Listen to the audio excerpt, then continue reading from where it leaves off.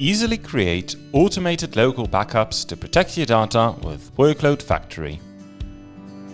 NetApp Snapshots provide you with a read-only point-in-time image of your volume that can be used as a local backup, enabling quick and simple data recovery. And they do so instantaneously, with minimal storage overhead. When a snapshot is created, it uses pointers to the volume's active data, so no data is copied. Therefore, snapshot creation is instantaneous and does not initially take up space. When a volume's data is modified, new blocks are created. The original blocks are retained if a snapshot points to them. Only now does the snapshot consume capacity. A new snapshot will point to the current active data block, once again initially not consuming space. Now let's see an easy way to create snapshots and set an automatic snapshot policy for your volumes. Open Workload Factory and go to your storage inventory. Select the file system and click Manage. Go to the Volumes tab.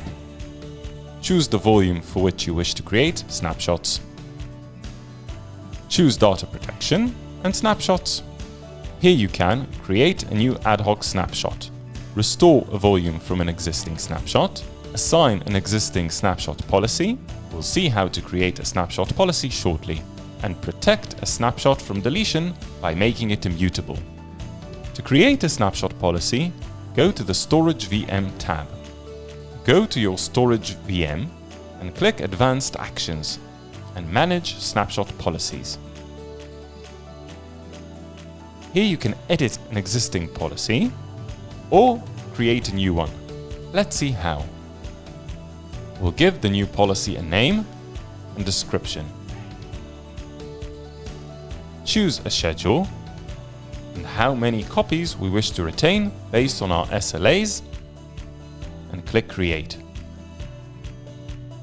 We have successfully created a snapshot policy and can apply it to our volumes as we previously saw.